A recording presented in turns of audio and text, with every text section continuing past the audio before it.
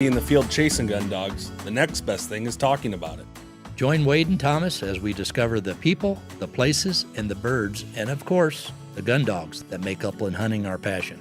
This is the Setter Tales Podcast. Welcome back, everybody. Episode 40 of the Setter Tales Podcast. My name is Thomas Heidenworth, and as you see, I'm running solo tonight. Wade is on vacation, so I'll be tackling this thing by myself, so bear with me as I keep looking over to my left and nobody's sitting there. So we got a pretty special guest tonight, someone that I was introduced to via cell phone probably about 13, 14 years ago. So excited to bring him on here in a second, but first we got to do a little bit of housekeeping. Sponsors. We wouldn't be able to do all the things that we're doing right now and things that are coming up in the future. So we want to thank Kinetic Performance Dog Food and also Highland Hideaway Hunting down in Riverside, Iowa. Remember, if you're listening, law enforcement, Lynn County Pheasants Forever, and Wade and Kinetic are teaming up and having their heroes hunt. So you should be able to look on our pages. There should be a link to that. I know there's probably 25, 30 spots left. It's going to be a half-day hunt, and half the guys will be hunting, and the other half will be shooting with some special forces guys, shooting some steel targets, and then we'll flip-flop, and then afterwards I'll have some beverages and some great food, and I think a big bags tournament. So going to be a great time. Also remember that I still have my raffle going for my vest I used for 1 year. I replaced that vest and with a different one, and it's in great shape. So I want to give that to a young kid, and all you have to do is send me a story on my Facebook page, and you can use your parents' Facebook. If you don't have Facebook, just give me a little hunting story, something that you remember doing. As you can hear, the dogs are wanting to get down the stairs and be on the podcast with us, but they can't. But update from the squirrel story from our last podcast. We talked about the squirrel that the guy was training to come into his office. Well, unfortunately, that squirrel met its demise on the busy road again. So they were going to have to retrain another one. So if you listen to the last podcast, if you didn't, you need to go back and listen to that points of view. But we're going to get right to the show. I am joined tonight by Jason Patty of Skyview Setters down in El Dorado, Kansas. And Jason, how I become to know him is I was looking for a pup, my first setter back into the setter game, and Jason's name got brought up, and I knew a little bit about bloodlines, so I looked it up, and I sent my parents down. That was probably 13, 14 years ago. So sent them down and got my older dog that's still going. She's retired from hunting, but she's still a staple in the kennel and makes sure no intruders come close, and she likes to bark at them, and she can't see, but she can hear pretty well. So we're going to introduce Jason, and thanks for coming on the show tonight. Yeah, glad to be here. Appreciate the opportunity. So we'll just get right into it. Why don't you just kind of tell us who you are and how everything got started, and you know how Skyview Setters started back then and where you're at now. Sure. As Tom said, my name is Jason Patty, and owner, operator of Skyview Setters. We've got a little hunting preserve here, and I guess this kind of all started back in college. I did an internship at a hunting preserve close by, and the gentleman that owned that preserve had English setters, and so that was kind of my first introduction to English setters. And so I guided for him, used his dogs, fell in love with them. He had a litter of puppies, and that's how I got my first setter. And 6 months later, thought I needed another one.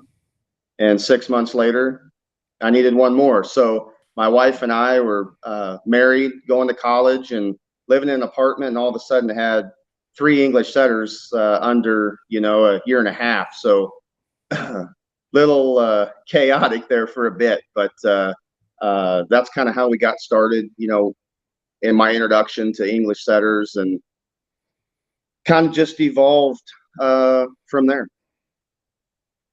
Yeah, I have that issue too. You get one and then you want another one, and now I got 5 in the kennel. So you are at fault for at least 4 of them for sure. So it's a good blame. It's a good blame. So, and just having, that young dog, there weren't any pheasants when I got her.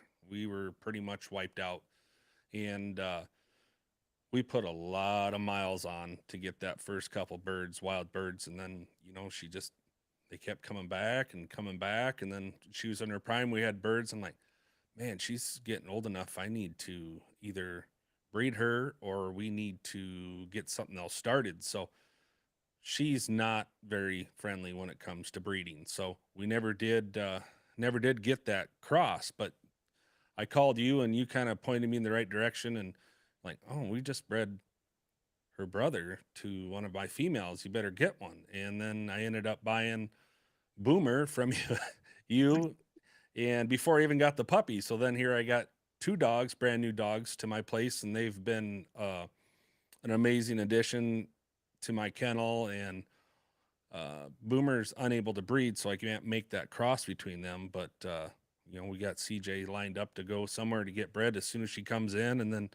like, well, maybe I need another dog. So now I have Gunner from your good friend Chuck, and I become good friends with him too. And you guys have really narrowed in on what your breeding's going to be.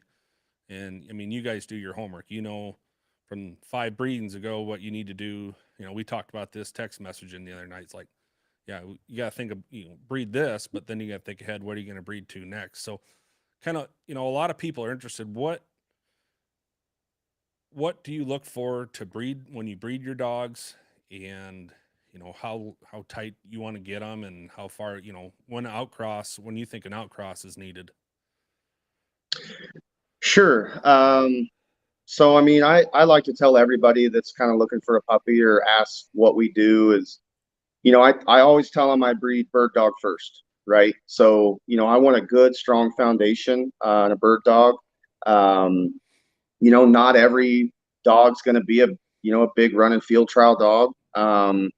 So the next thing I kind of tell them is, you can teach them to stay with you, but you can't get them to go, right? So I want something that is going to move a little bit, but again, comes down to being a bird dog, and then, brains. I want a dog that's smart enough to know if we're standing on the starting line and there's a group of horses behind us that, we need to stretch out and play the field trial game, or if I've got a group or I'm out with myself and just recognizing I have a shotgun in my hands that, okay, hey, I need to stay a little bit closer, and we're looking for birds, all over the place here. So that's kind of real brief, I guess, of what I'm looking for, and I'd love to say it's really easy.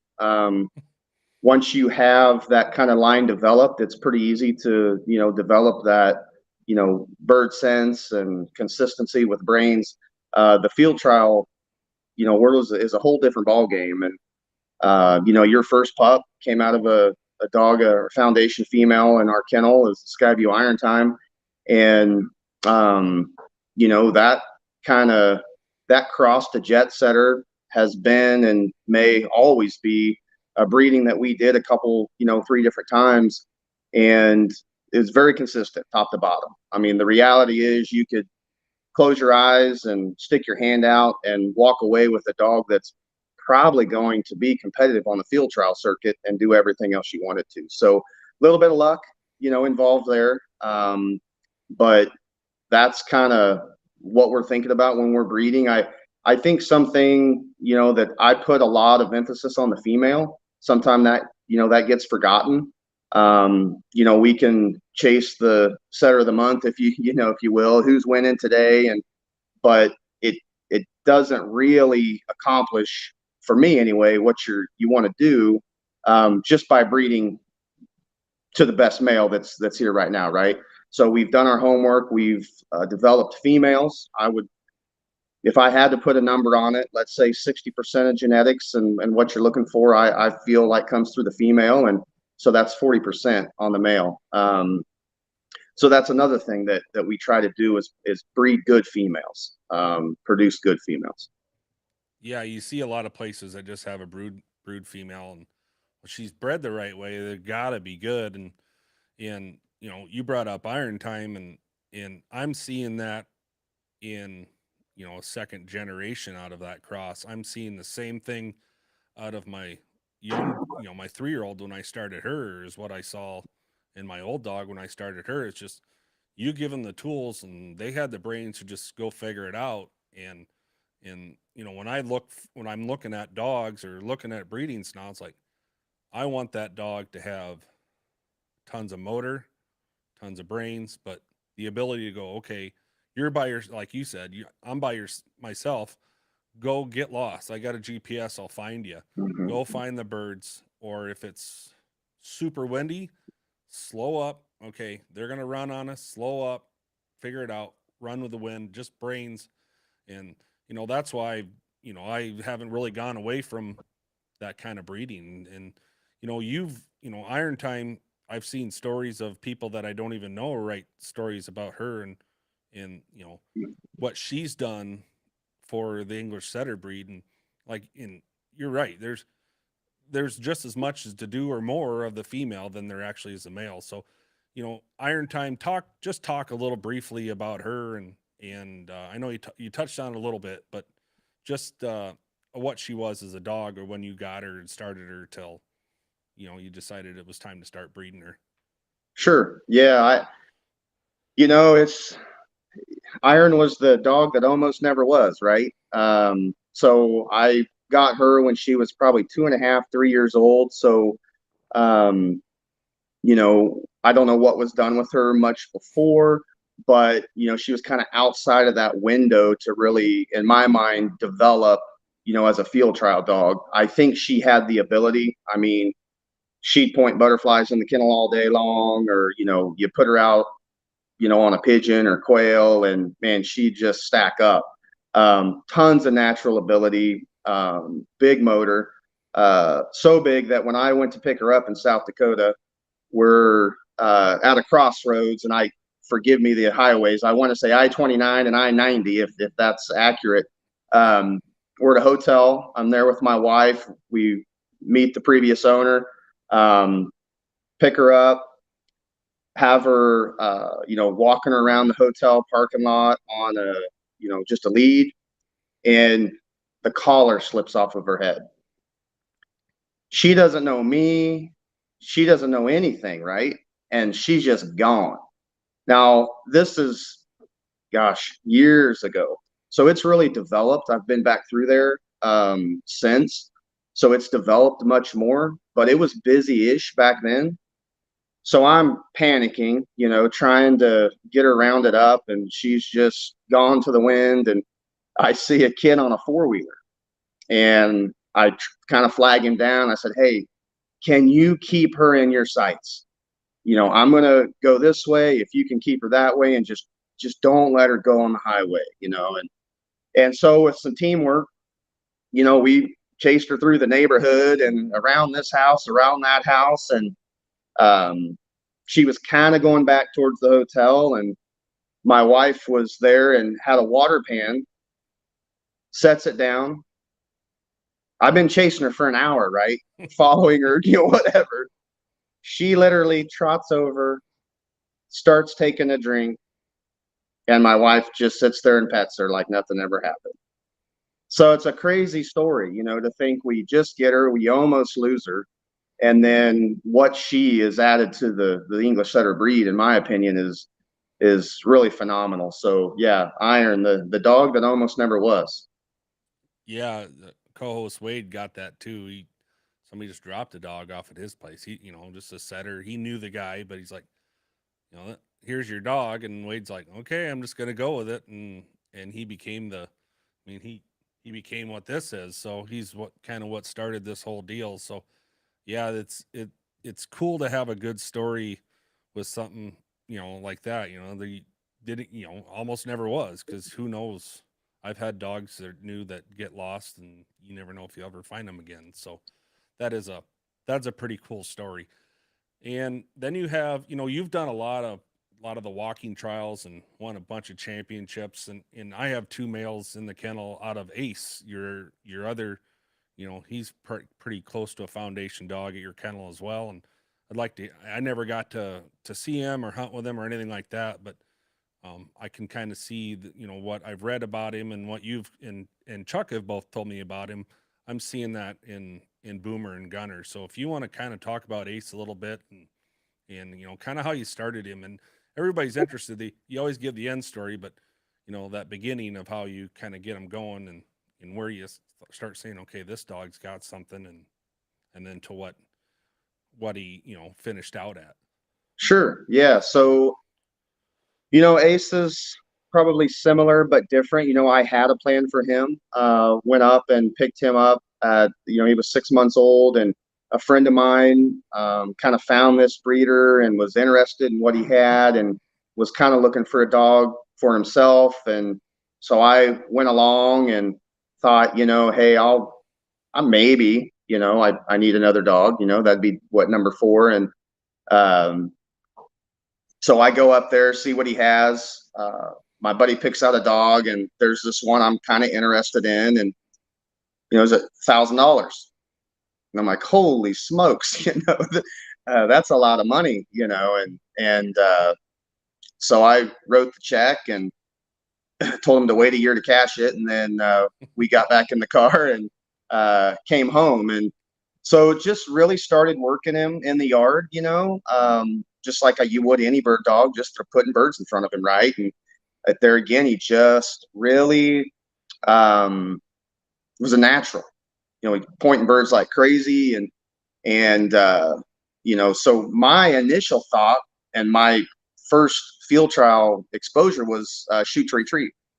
So my plan was, I've got a dog I want to just do some shoot to retrieve with, and then started kind of looking at his breeding and understanding what he was, and realizing that, he could probably do it, but he was bred for a different game. And that's, kind of the walking horseback field trial game. And so I started reaching out locally here, looking for guys that did that. Because I've never been to one and didn't really know what to expect. And so found a local club, Wichita Bird Dog Club, called the current president that was listed, became one of my mentors really in the field trial game and just bird dogs. Happened to that he had English setters. He had a place to train that was in El Dorado. He was from Wichita area, but he came over this way quite often. And so invited me to come along, and, I turned Ace loose, and, he didn't run very much, right? He's 100 yards at best. And of course I'm, kind of tucking my head, a little embarrassed, because I've always thought they had to run out of the country. And, he just said, setters are a little bit different, we're going to be walking them. Next thing you look up and they're going to be gone. The light bulb's going to go off, and they're going to figure it out. And boy, was he right. We kept working at it, and he started running a little bit more, and went to my first field trial just kind of as a spectator, sizing up the competition, and thought, okay, well, we'll see what happens here. And the next weekend entered him in a field trial, and thought I knew what I was doing. Turned him loose and started walking and looking for birds. And he got a bird pointed and flushed it. Everything was good. And then he kind of got behind, and I kind of, kept going, and we really didn't finish. We finished, but he was behind somewhere. And, so I was a little bummed. And the field trial chairman called me the next morning and said, hey, I was scouting your dog, and man, he was on birds and phenomenal, handled them very well for his age. And, you keep at it. And so I thought, okay, I appreciate that, and went to the next field trial the next weekend, got second place. And like the rest is history. You're addicted to it, and it's every weekend. And, he ended up winning Kansas Setter of the Year and Derby of the Year. So that was kind of his initial introduction. And, the years after that, we, put him in some championships. We ran him in some horseback championships and won a couple walking championships with him. So, that's kind of his story. We were headed down one path and kind of took another. And, as far as a stud dog, I like to tell people you could breed into a fence post and get bird dogs. That's just he really put a stamp on them, on a lot of his puppies. And, in Boomer and Gunner, kind of that look, right? A taller, longer setter and natural, high-headed, fancy going on the ground. And he's been very consistent, no matter what I breed him to. Just been a real pleasure. And we're down to our final 2 breedings. So I better pick it carefully. Yeah. Hopefully you can just make that decision, and I know it'd always be a right one. So I know I'd watch, Boomer and Gunner years apart, so I got Gunner at 6.5. I got Boomer, I think he was just, 2, maybe 2.5 or somewhere on there. Yeah, I think that's fair. And, you'd kind of just had him started. He'd hold a bird and I remember the first time I dumped him and I put a beeper collar on him. I didn't have the GPS or anything that when I first started with. Well, actually I did, but I did put a beeper collar on him just to kind of keep an eye on him and see where he was at. And he would not hunt. I think I texted you like, this dog will not leave my side. I don't know what it is. And I tried numerous times. Well, then the one time I forgot the beeper collar at home and just had the GPS on him and cut him loose and he was gone. I'm like, oh, he doesn't like that collar. He didn't like that beeping. So I just hunted him, and the first couple birds he was hooked, and he handles so nice. And until this day, I just leave all the other dogs at home and just go out with him for a morning, and he just does it. He doesn't mess up. He's dead accurate, and he knows just, and I know he knows that I know I'll follow you, go where you need to go. And he's good with people. He's probably the most gentlest setter or just as a male dog, that lover. You go to the vet. Everything with the dogs that you guys have put together is just, I'm seeing it's a constant trait of exactly what I'm looking for. They're all good in the house. They hunt nice. He still hunts like he's a 4-year-old, and he'll still go all day and try to keep up with the girls. And CJ with who I got her now, she's 35 pounds of just lightning go. And she points hard. She's got style. She's got her chin up, tail straight up and down. And she's natural retriever, just like Sugar was. Boomer's not much of a retriever. If I get him on a quail or something small, bring it to me. But and Gunner too. He's just high-tailed, fancy dog.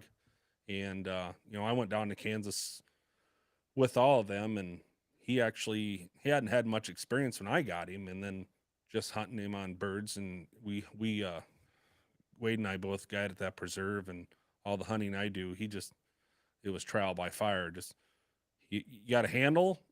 That's all I want you to do. Just when I call you, you come, and I'll just go. And he's figured it out. It's like you're letting me go. I cut him loose in a field in Kansas, and 5 minutes I hadn't seen him. I went to look at the Garmin, and it buzzed and beeped and said, Gunner's on point. And I was like, he's on point? What did he find? What's he doing? And he got, had my first quail the week just with him. So I was like, he's figured it out. So now I've just hunted the legs off of him since, and he just turned out, he's turning out really nice. And that's because, guys with, the thought that you guys are going through to get those dogs, breed the right way. So that is, I ask you questions on where to take CJ all the time, or how should we breed, or what should we do? I still haven't made up my mind, but she hasn't decided to go into heat as of yet. So, but I always look to you guys to say, okay, what should we do? But yeah, you bring up some great points, and part of that, what I feel like a good trainer is, one program. There's not really a one size fits all, right? Yep. Each dog's a little bit different. And I think if we're doing our job as trainers, we're going to find that mechanism or, process to relate to that dog where they're at.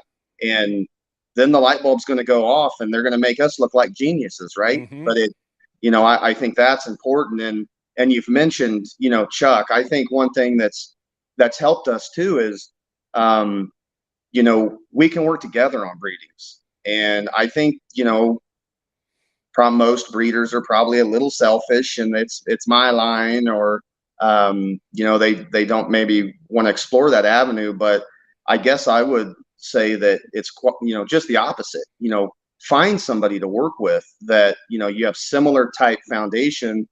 I'm going to breed it to this, why don't you breed yours to this, and let's compare notes, and then let's make a better decision or the same decision next time. And so Chuck's been a real good asset, I think, for continuing breeding the dogs that we've been breeding, is just having that extra capacity, if you will.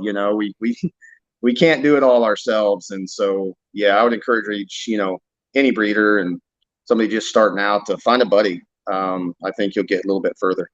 Yeah, and you're right on that. A lot of guys like, I'm gonna breed to that guy's stuff, or but we look at traits. What is the female carrying, and then you want to go, okay, she's got the smart, she's got the brains, she's got the power, she's got the go. Do we want to breed her to a dog that's really gonna go, or do we want to breed her to a little bigger dog to get a little bigger dogs? And you got to weigh out your traits, and is that kind of how if you got a dog, like I can tell my CJ has got tons and tons of nose, just way too much nose for going into a big giant CRP field, and there's been 40 pheasants running around there. It's like she gets a whiff and it's like her brain goes on overload. So, my thoughts are, if I'm going to go to a dog, maybe she's a little smaller, so maybe go to a bigger dog that may not have as much nose. Do you kind of do it that way, or do you got to outweigh your goods and your bads? And Yeah, absolutely. I mean, with each breeding, we're trying to fix something, right? I don't think there's a perfect dog anywhere. So we're trying to fix something and kind of maybe enhance the good things. So, you're exactly right. CJ gets her nose from her mama. I mean, she's the same way. She's got a lot of nose. And to be fair, Will, he's got a fair amount of nose. And so maybe that was a recipe for disaster, but he's a bigger dog. And so the hope there was to bring a little bit of size. Grace is good size in her own right, but for whatever reason, her puppies have been a little bit smaller, even though we've bred a few different ways. And so we're still trying to figure that out. And she may get a dose of ACE before it's all said and done, and see if that fixes it. But no, I think we're trying to complement the good things and fill some holes. And I think a really good example of that, going back to that partnership, is I've got a dog called Skyview Hidden Gem, and Chuck's got a dog called Kenny's Irish Rose, and they're littermate sisters. And there's similarities, but there's differences between the two. Mine doesn't run enough, so I can look for that male, that all age setter, right? That's going to put what I need in her pups. And Chuck's female will run, and so maybe he can get away with a little shorter running dog, but maybe needs a little bit more tail or something like that. So yeah, that's a perfect example of having two females bred the same way with different attributes, and just trying to improve both of them, really. And it's a little bit faster to do it when you got two of them. So yeah, and you hit the nail on the head. You got to work with other people, and especially that you guys have got enough pups out there, and you put them in the right hands. You're just not just anybody want a puppy here. You have a puppy, and I mean, you guys, and that's something you see now is especially up here now that the pheasants are back. Everybody's breeding. there's 30 different people with labs that are bred, good hunters, UKC registered or whatever. And it's like, well, his dog flushed a bird the other day and my dog retrieved it. So heck, if we breed them together, we're going to get a dog that does both. And I see that it's just, it's things are getting overwhelming as far as puppies and, the guys that make the calculated decisions and like you guys and me, I'm not breeding to sell puppies. I'm breeding to get a second generation going at my kennel and kind of get something rolling. I'll probably keep more than I should, but I've been working at it, and made the calculated decisions and what to get and who to breed to. So what do you see? Is that you think that's like the biggest change you see with people that are breeding now? It's just, Yeah, I mean, everybody, what do they say? FOMO, fear of missing out. The yeah, birds are here. Now's the time to get them bred, and let's try to turn a buck. But I think, as a breeder, you instill some confidence in your clients. When you're keeping puppies, right? I mean, you're breeding, a certain cross that you would want to own, and you're willing to sell a few to somebody else. But I think it is important and says something when each breeding you're looking hard at it and you're hoping there's something that you want to keep, and if it's good enough for you, then it ought to be light years ahead of what your clients expect. And I think that's a good kind of thought process when you go into breeding and looking at the different bloodlines. And I feel like sunrise mixed with some grouse blood is a good thing. I think you're going to get some bird finding ability through that grouse side and a little bit more go on the sunrise side. And so I will always think that's a pretty good mix, and you can work that in. Iron Time's dad was a dog called Gridiron, and I think he has a lot to offer, and bird finding, and her bottom side was kind of mixed with some pinecone breeding. Again, that works. So yeah, I hopefully I never was that guy that, oh, this is mine and I'm going to preserve it forever. But we've been at it for a long time, and priorities change, and you got kids and you're chasing them everywhere. And the reality is, if I can't help you make a good decision with CJ to, in theory, keep my line or Chuck's line kind of going, when I've got the time again, I need to call you and say, hey, remember when you bred CJ, and you got anything of that laying around? Because I've got the time to devote back to it and keep it going. And so that's kind of what we're trying to do. The phase that we're in right now is a maintenance phase, if you will. We've scaled way back. We've got 3 dogs in the kennel, 2 females and 1 male. We've got some semen in storage that we're going to pull out of the vault at some point with the right female. But yeah, we're personally, that's kind of where I'm at. It's that maintenance phase and staying relevant if I can, and then jump right back into it. yeah. And that's, the reward is there. You got clients you can rely on that going to give you the feedback. And I've always been honest with you. And heck, if I could have 10 CJs and 5 boomers, I'd have them in the kennel, and just seeing, and I'm also noticing that, the way Sugar was, I wasn't as good of a trainer. I just put the birds on them, and the natural ability that you guys have bred into them dogs makes it easy for a guy like me. Just keep putting them on birds and putting them on birds, and they're just going to get better and better, and I think I tallied up with all the preserve birds, all the hunting trips, all the people I've taken, some veteran hunts, some mentor hunts. Like, those dogs got over 245 birds shot down on this fall.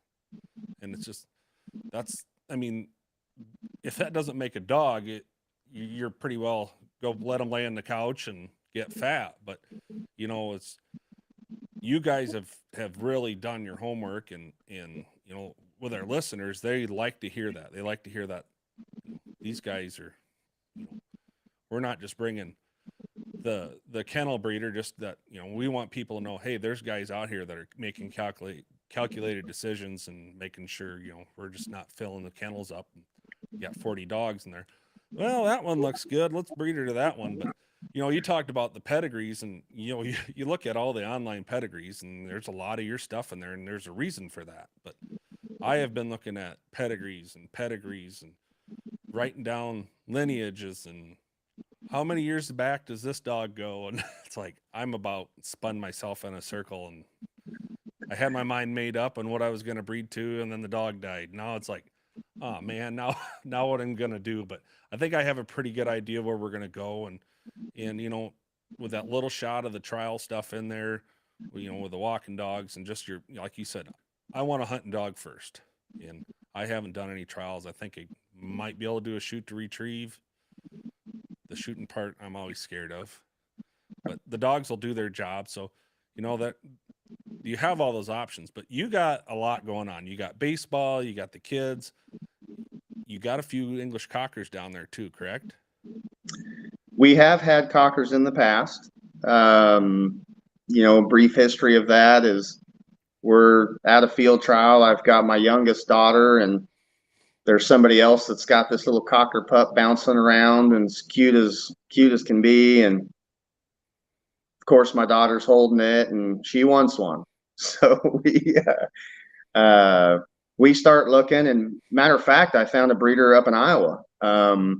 Is where I bought my first cocker, and brought her home, and had a lot of fun. Unfortunately, she was a little gun shy. She didn't like the gun. We'd go out there and she'd flush birds, and I was really thought, oh, she'll be a training tool, and setter goes on point and send the cocker in the flush, and I can kill birds, and I can keep my setters, steady the wing and shot. But man, she'd see the setter go on point. She knew what was coming next, and she'd just sit. So didn't know really what to do. And as far as that went, and called up the people that we met at the field trial. They had a male, she had come in heat, and we bred them, and had a couple pups, and Chuck got one, and we were always kind of looking at him, keep him for a while, and then sell them. And when we had 2 litters, and just weren't really using them like I thought I should, to be fair to the dog. And so we kind of stepped back out of the cockers, and it was probably 1.5 years, 2 years, they repeated a breeding. So I guess, I gave Rory was her name. I gave her to the ones that got us started, and that breeding has just been phenomenal. And so I got one more out of her, and loved him like crazy, and hunted him for 1.5 years. And again, life kind of seems to just rear its head, and we're running and running. So he ended up in Georgia on a plantation, loving life. And so, but there again, that partnership, Chuck does have a male out of that breeding, and he's on the list for a female of something different. And so one of these days we'll have a cocker running around here, but they're a lot of fun. And a little different animal when you get to training them than a setter or pointing dog, but a lot of fun. Yeah, they're on my bucket list, and I definitely could have used one on my solo trip to Kansas, because when you crawl in the brush, you can't get out to shoot. So, Yeah. so having one of them little rascals running around would be kind of fun, but I hear they're quite crazy. So they're like a miniature Springer on steroids, more or less, and they just have copious amounts of energy. Yeah, we tried 3 different times to have one in the house, and 3 times they ended up in the kennel. Well, when you have a kennel full of setters too, they all kind of mirror each other, so you can literally see the sealant in the concrete where everybody just goes back and forth, and you hear one gun dog door open and slam shut, and then you hear bang bang bang all the way across. And so yeah, they'd probably fare well with the dogs out in the kennel because they're in and out. But one thing I did want to ask, and Will had the same question. So, like, what do you have for advice for someone new that's looking to get into breeding their dogs? What should they do? I think just be honest with yourself of, what are you trying to accomplish in that to better the female that you have.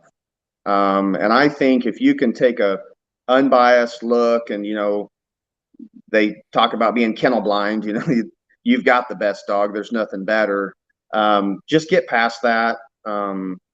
Think about the one little thing that drives you nuts about her. And, once you identify that, then I think you start looking at some males that hopefully potentially can fix that. And then I think I start kind of looking at pedigrees a little bit. So I'm going to fix a fault. Okay, I think this dog can do that. How's it bred? And then I'm looking at the males breeding, and is it are we complementing? Is it a complete outcross? Is it line bred? How line bred is it? Is it going to work?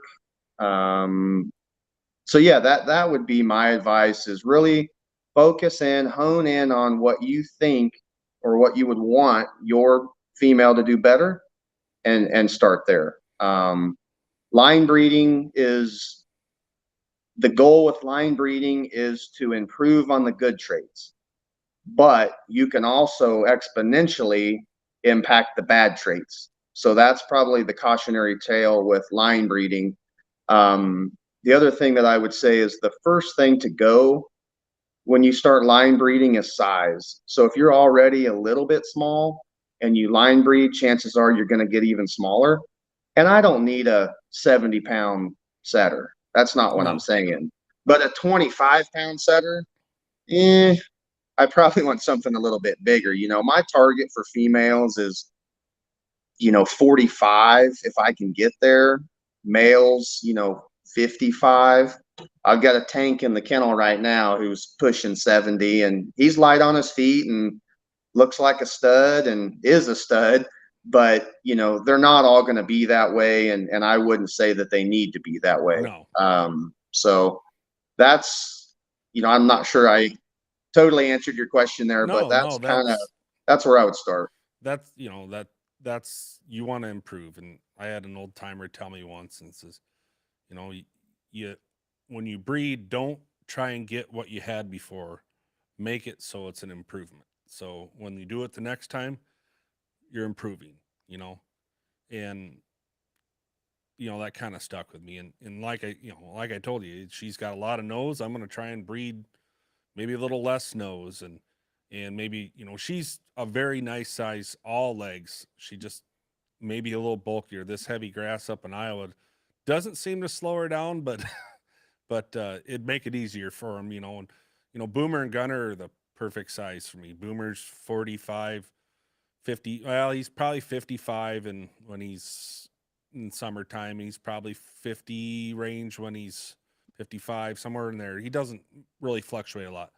Now Gunner, he's a leggy, tall, but he's a string bean. He's narrow, but he goes, and it doesn't seem to bother him much, and I had his littermate brother before that, and he was just a tank. He was 2 foot wide at the chest and big booty on him, and if it was in his way, he went through it, so you get that mixture. But like, I got another female. She's a grandpup out of Sunrise, and I knew what I was getting when I got her. I knew she was just gonna, first day I cut her loose at 4 months old, she was 350, and I was like, oh crap, we got to reel that in. And she'll still do that.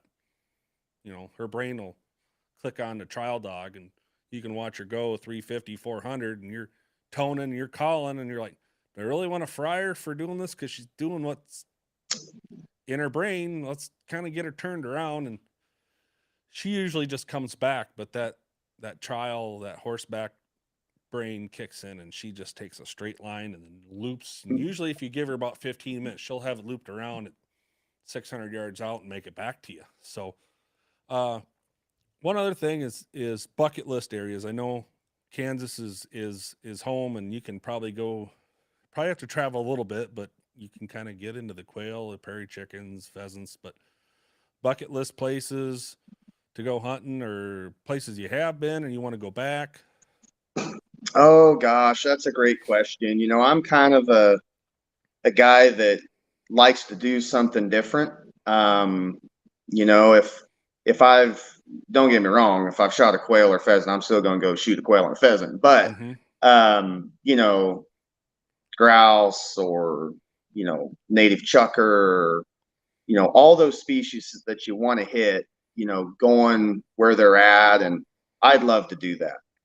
Some kind of a little tour, if you will, and try to shoot something new.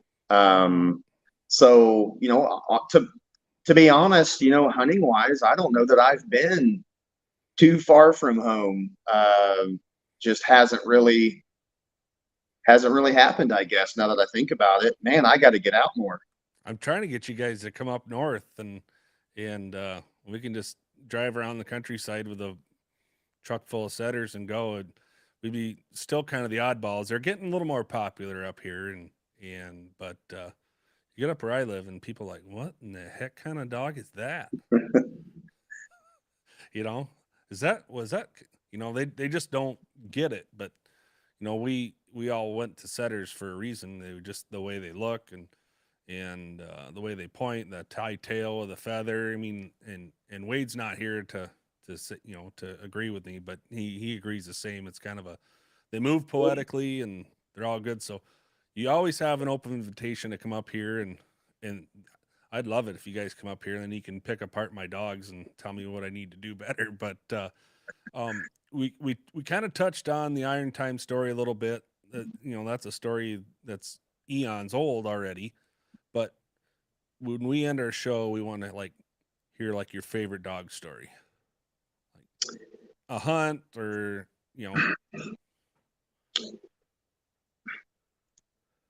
Yeah, I got to try to hold it together, man. What are you Oh doing to me man. here? Yeah. Take your time.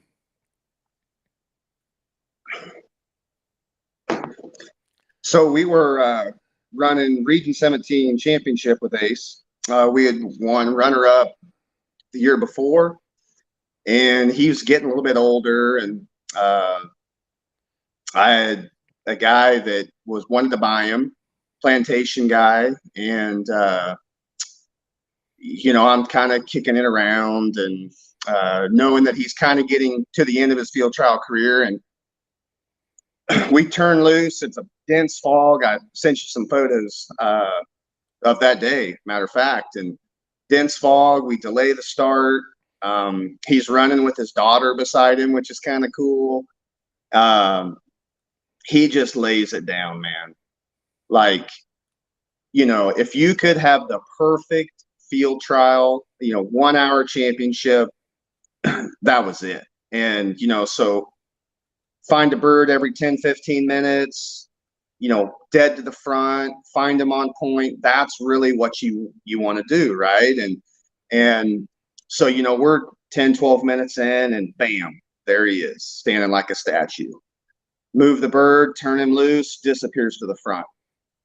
Come around the corner, bam, standing like a statue. Move the bird, turn him loose, gone. Come around the corner, there he is again. I mean, I'm like shaking, getting nervous, like, oh man, he's laying it down. Like this, we just got finished at this point. Mm-hmm. Goes off, and we probably got 5 minutes left, and find him again standing to the front. Move that bird. So, now I'm like, okay, that's enough, buddy. Like, let's just ride off into the sunset here. Let's keep moving, and don't do anything. Don't do anything stupid. Yeah. And so, turn him loose, and he fades to the front, and huge cast, and about, the judges, just call time, and he stacks up.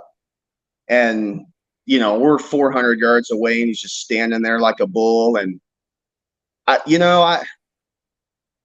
I think they didn't want something to go wrong, and they just said, that's enough, and rode off. And so I walked 400 yards to go get him. And I'm thinking to myself, oh no, like I could have totally just won this field trial. Like, what happened? Did they not like him or what?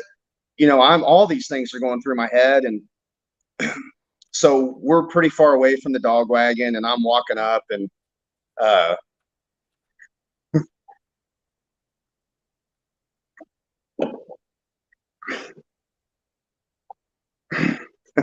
Take your time.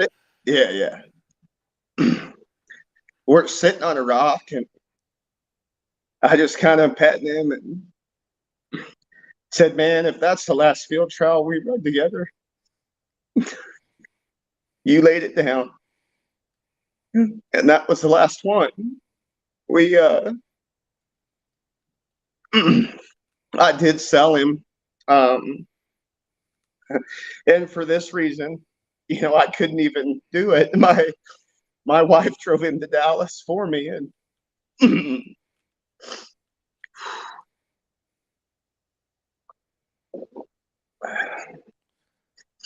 passed him off. And so he was gone for 2 years, and the owner called me. It's like, Jason, he's doing everything you taught him to do, but they're like a run and gun on the plantation. They're going to point birds and flush a covey, and they want to move on to the next one. Well, Yeah. Ace is still back there standing, waiting for him to come release him, and Yeah. so he says, I love the dog. He said, he's just really not, I can't use him like this. He's just doing what you taught him to do. It's not his fault. I said, okay. And so this is about the time Chuck is kind of getting, into the field trial game. And I told him, I said, hey, let's buy this dog back. You keep him at the kennel. I said, he's bulletproof. You go turn him loose, run some shooting dogs. He had some young dogs, but he hadn't got into the shooting dog stuff. And I said, you'll probably go win with him. It'll be fun. It'll be fun to have him back. It'll be great. So we bought him back, and he stayed at Chuck's place. And I can't remember when we bought him. It was summertime kind of. And we actually bred his female, which would be that boomer type breeding. I would say a week or two before he found him in the kennel dead. Yeah. So he never got to actually run him in a field trial. But it was kind of neat that he came back, and same kind of deal, Chuck took care of him for me. So yeah, that just shows, that's part of what we like about, when we have our show is you hear these great stories, and Ace was, kind of what you would call a 1 in a million. So yeah, for sure. And the way you've explained him and read stuff on him, it's exactly what I got in the kennel with Boomer. I use him to start young dogs, and he's just bulletproof. He'll stand there. He stood on point for like 8 minutes for kids, and I let him get out of pocket, didn't pay attention. He was out in the middle of the field. We weren't supposed to be hunting yet, but I wasn't paying attention. And that dog's on point. And they're like, oh, what are you going to do? I said, if the bird doesn't move, he's going to stay. I was a little iffy on the confidence. I knew he would, but so we ended up going to the end of the field, walked it, shot 3 birds with CJ on the way to him, and he still stood there like a statue. He'd been there it was hot, long. He'd been there for a while. His tail was down, but I thought, that dog was about dead, before that. Yeah. I carried him in the vet at 40 pounds thinking he's over with. So at the test what you guys have done and all the work that you guys have done, and it just shows you that, you have the same love for the setters and dogs as we do. So again, we want to thank you, Jason, for coming on, and we'll put up the link to your website. You do have a Facebook page as well. So if you're watching and listening, make sure you give that hit that bell and that like button on the YouTube and the Facebook page, and we'll keep you updated. So I don't have Wade for the closing. He usually gets me started. So once again, thanks, Jason, and we will see you next time.